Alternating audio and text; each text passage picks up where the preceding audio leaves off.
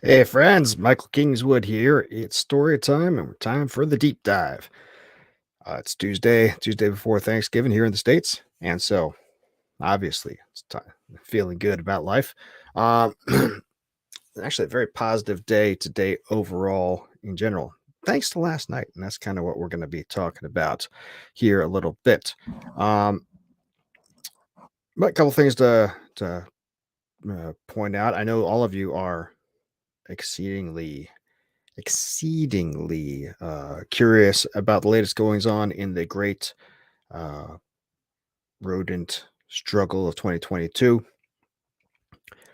Well, the Maginot Line continues to hold. In fact, there's been no evidence of further incursions still. Looked into the crawl space and the storage area, and yep, no, it doesn't look like anything's changed at all in the last 2 or 3 days.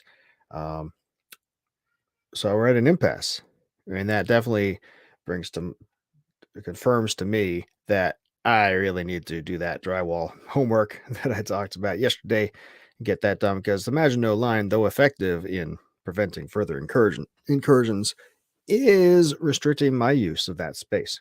So, yeah, further steps can be have to be taken. Haven't started doing my research on how drywall works yet. I've just been doing other things, but that'll be on the things to do here in the next week or two.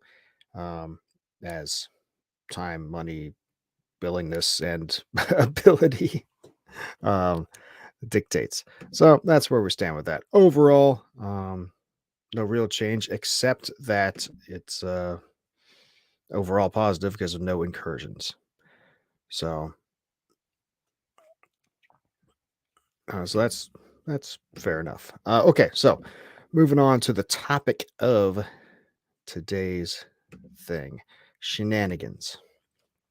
Shenanigans of poker. Because as I left here yesterday, I said I'm gonna go play poker because I'd already finished my driving cash flow. I had to take the daughter to ballet, and while she was at ballet, had 3.5, 4 hours to kill. I could have gotten some more driving in, but nah, do some riding, or it's always good. But I had the hankering to continue with the poker thing, which long term, would I be better off having spent that time writing? Maybe, but for the immediate needs right now, with what's going on in the next month and a half, since we're going to be traveling to Florida to hang with the family for Christmas, and that's going to require extra money. Obtaining extra money right now is good. I'm still doing the writing thing, but it's balancing act each day. Which one takes priority? Um, when I say shenanigans, I don't mean a bad thing. It was a very good and productive time yesterday evening at the tables. I got done, and I picked up the daughter, brought home. I ordered pizza for everybody while we were both out, and so there's pizza waiting.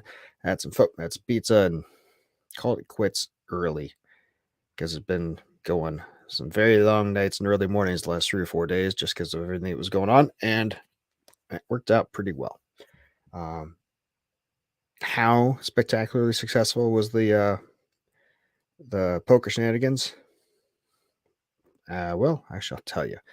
So started out, I normally just as I'm it's 2-3 games, so you can buy in up to $300. I used to do the full buy in, but now I generally just buy in with 200.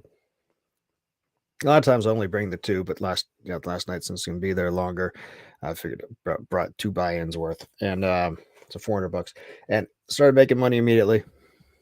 The- Made a flush and made a couple other moves. Things were going good, and just got chit chatting with this dude from Israel who was sitting next to me, and hitting it off. And for whatever reason, I got it in my head this thing that happened the day before, where this dude had raised with deuce seven, which is notoriously being the hand you least want to do anything with in poker. And won a big hand, and then he won two big hands in a row with deuce seven or something. People started talking at the game at the table about that, and about sometimes people some kind of deuce seven game where they play where it's like if it's This guy was telling other dude the night before, was telling me that he had once played this game where if you won with deuce seven, no matter what, everyone had to give you $10, and that turns the game crazy because people start just doing wild, crazy stuff to make it. If they have the bad hand, the deuce seven hand, but then they don't believe when everybody else has good hands, and so they're always calling, and it just gets crazy and insane. So for whatever reason, that got in my head when I got deuce seven last night, and I was like, all right, fine, I'm raising with it. Raise with it, pre-flop, and the flop comes, and there's a two. It's like, hey, look at that, I got a pair. Maybe it'll work out. And for whatever reason, I've got it in my head that I'm going to bluff the hell out of this 2-7 since I had uh, but a piece of it, and I want to say it was on the flop of the turn. I just bet. I had like $300. I bet $175, and everybody folded except for the Israeli guy who thinks and thinks and thinks because there was a jack on the table, jack on the flop and the deuce and something else, and then he thinks and calls. Another jack comes on the turn. And there were two clubs at that point, and he checks, and I think I checked, and then a club comes on the river, but it's not nothing. Doesn't help me, but I'm just like I'm full dead on. I am bluffing, so I just shove the rest of the way in. Dude thinks for a minute, and then he calls and so he had a jack, so he had three jacks, and it's like, oh yeah, here's my deuce seven. And he's like, what? And like everybody starts laughing. I was like, yeah, that was really stupid, but it was fun. So I pull out 200 more bucks and I buy back in. And over the span of the next couple hours, well, the span of the next 30 minutes or so, I make back the 200 bucks that I lost, and then proceeded to make a whole lot more because there was this one dude who it's two hands were the major contributors to it.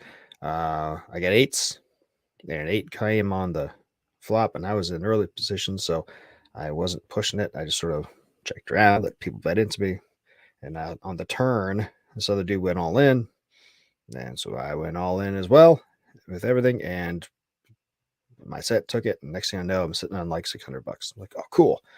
And then I got Ace King of Hearts, and it's like, okay, well, we're gonna raise with that. And actually, no, some other dude raised pre-flop, and he made 15, and I made it 45, and thinking that scare a whole bunch of people away. But no, like 5 people called. So now the bet now the pot's huge already. I'm like, okay. Well, an ace comes on the flop. So I was like, okay. It comes around to me. I bet 50, and a couple of people leave, but there's still 3 people besides me in. So now the pot is $500. And there's 2 clubs, and there's two clubs on the board. And I'm thinking that people called because they were on a flush draw. So they turn is, I don't remember what it was. It was nothing that mattered. There ended up there was a jack, and there was an 8 and a 10. So there's a conceivable way somebody could have had at one. I'm thinking of at the end of it. Anyway, nothing. There's a jack and an 8. I don't remember if there's a 10 yet or not. But it's not a club, and it checks around to me, and I decided to check there. Now at this point, you're thinking there's 2 different schools of thought on that. It's one school of thought is don't let somebody take a free card. But at this point, the spot's already huge, and I'm thinking, I don't want to put any more money into this because if it's potentially somebody gets the flush, I don't want to lose more. So I just let it go around. And then river comes to some blank. It's not a club. It's all a low card. So that's my ace getting with the ace on the board and the jack 8, 10 or something. So conceivably somebody could have had a straight. But this dude, relatively new to the table, he'd been kicking himself for the last 15 minutes because he had folded pre-flop as he had pocket deuces, and then a deuce came on the flop, and he would have had a set, and he would have won a bunch of money, and he kept talking about these twos that he shouldn't have sold, shouldn't have folded. And then he comes into me with $200 on the river there. Everybody else folds, it comes around to me, and I'm thinking, what could he have? I was thinking some of these dudes were on the flush draw. Maybe he was, but I started going through that. Is he got the straight? Does he got the straight? No, he doesn't. So I called, show my thing, And sure enough, he was on the flush draw that busted. And so next thing I know, I've gotten my stack that was like $500. Now I'm out over $1,000 in front of me. I'm like, yay! And and it was also getting towards 8:30. I needed to pick up the daughter at 9. So I was like, all right, well, I was going to leave now, but I'm going to stay 10 more minutes. So I'm not the guy who wins the big pot and then immediately leaves like a jerk. And wouldn't you know it, when I was on the big blind, had pocket sixes come in, and uh, one of the guys in with me, and everybody limped in, so I just let it come, and then the low the highest card in the flop was a 9, so dude bets and I call and everybody else gets out, and then it was turn was another 9. And he checks, and I'm like, well, I'll take a free card, sure. And would you know it, a 6 comes on the river, so I've got a full house. Dude bets into me, I raised, but he folded. But it's like, all right, well, that was a good final hand. So I stack my chips up, and let the pay the small blind and then leave. So with the $400 input total, ended up leaving with 1,100. So score. That was in about 2 hours and 45 minutes. That's a really good hourly rate. If you could keep that up consistently, man, don't have to do anything else.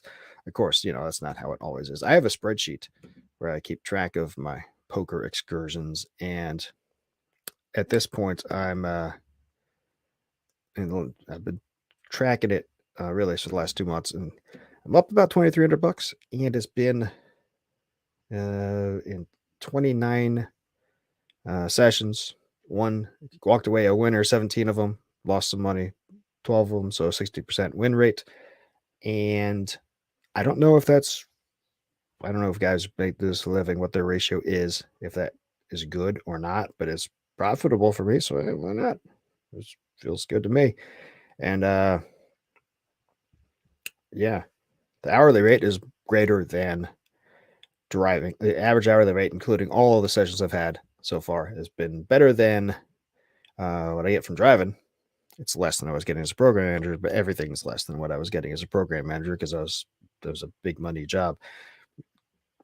Sucked, but it was a big money job. Much happier making less money and not working for the beast, if you know what I mean. But that said, if you find a way to make more, it's always a good thing. So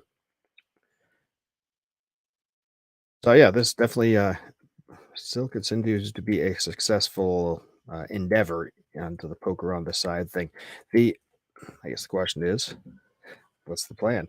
We'll keep doing it a 2-3 times a week. Sure. Make a couple $100 here, a couple $100 there.